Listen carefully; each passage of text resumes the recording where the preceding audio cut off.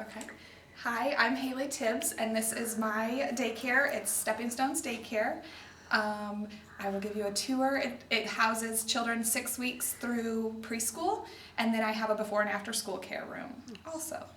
And Haley just graduated from Heartland in December, so thrilling. Yeah, so that's great. Thank you. We'll follow you around. Okay, so if you walk this way, I have my office is right here, kind of right in the middle of everything. It keeps me in the middle, Which is so great. Yeah, to be able to be there. Back here is my lockers, cubbies, hooks for all the children. All of their stuff will be out here rather than in the classrooms. That way then they do not have the clutter within their classrooms, also just everybody's stuff. We have hand washing sink and drinking fountain. Hand washing so they can wash their hands before they ever go in their classrooms. It helps with germs and keeping our classrooms clean. If we walk, this is just my kitchen.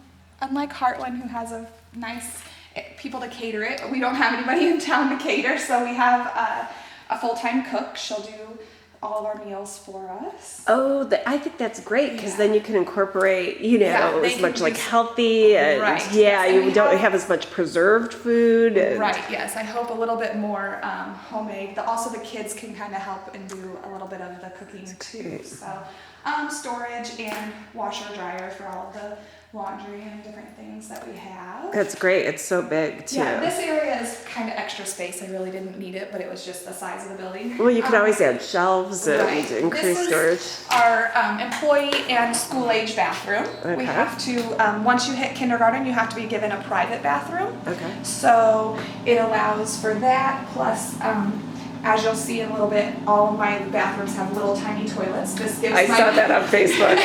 this gives my help the choice to not have to squat so low. This is just a conference room. The fact that my office has no privacy, it allows me to have a private area to come and talk if I need to with any of my staff or families. And I also have to provide an area for nursing mothers. So that can give them that choice. I have 2 preschool rooms in my facility. Now, can that be the staff break room as well? Yes, that could be the staff break room if they would like. A lot of my staff will probably eat with the children during their mealtime, but then at least it gives them a place to break. So this is one of the preschool rooms. All of my classrooms are joined by a storage closet. Stores their cots and extra materials and stuff. Oh, that's great. Right now. Yeah, you have a lot of storage and then the capacity for additional like that room. Yes, it gives a lot of room to grow. All of my classrooms are kind of bare right now, but I want my staff to be able to put their personality and their little things, and then once the children get here, the artwork and that kind of stuff up on the walls. But this, we vacuumed yesterday. But yeah, so then they'll eat, same as Heartland, CDL, or whatever, they eat, sleep, and play all in the same room.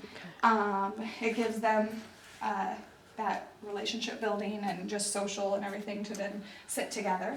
All of my classrooms have little kitchenettes. You always want a sink in your classrooms. Haley, what's the capacity of this room or ratios? Yes, so according to DCFS, each child has to have a certain square footage for their for each of them. So this classroom, I can have 18 preschoolers, so that's 3s, 4s, and then 5 that haven't gone into kindergarten yet. So that ratio for the child to adult is... that's a good test. 2. You'd have 2 adults. Yes, I'll have 2 adults. I know you're so on the spot. But I think it's 10-1. I think is the actual ratio. So I will have 2. I will have 2 in almost all of my rooms just for accountability. Also, that's great. I don't have video surveillance yet and stuff, so I really. Just for accountability for my staff and students. And Haley, I know because I've heard you've hired a few Heartland students. Yes, I have. Which is great. Yes. They're so excited. And do you accept volunteers? So yes, as long as they are over. They have to follow all the DCFS regulations still, like that you have to be 14 or older to be even in the center as a volunteer, and then I will have some high school student workers, and then after that, then I have my other staff is 18 or older. Okay. But they have to just do a background check the same, and they have Sure. to do some of that kind of stuff. But yes, I will accept that. So this is my second preschool room. It's a little bit smaller, but I can have 12 in this classroom Okay. because of the square footage. And I have windows in the wall, and that helps. This room was just a little bit smaller, so it also just opens it up a little bit, and the accountability to just be able to see in at any time. And you said 2 staff in each room, so this one would it have a teacher and a student And a worker? student worker, Okay, yeah. and then are you doing a co-teaching model or a teacher and a teacher assistant model? For right now, I am only opening one of my preschool rooms, just for number wise. Right. And so I will have 2 certified teachers in there, so they will co-teach. That's great.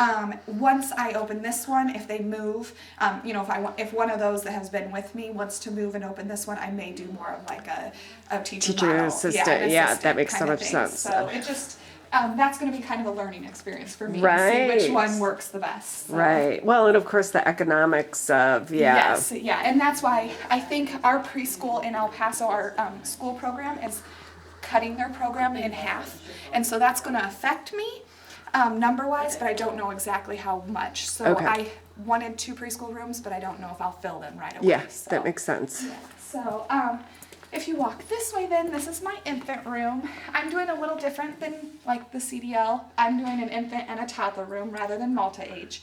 I went back and forth on that, and it ended up just because of the size rooms that I have and ratios and that kind of stuff, I chose to do separate. Well, and I think the idea of economics, Yes, the yeah. fact that the CDL is underwritten and, Right. yeah. Yes. So I can have 7 infants in this room. Okay. So the ratio is 4-to-1 for the adult to child ratio. So again, I will have 2 adults for sure in this one.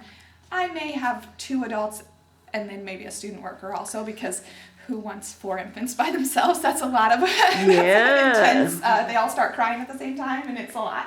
So right now I only have 4 cribs in here. I do have enough cribs for all of my students, but it looks nicer right now with only 4 to just do all of the things showing everybody. But also I bought my cribs from a daycare that was closing.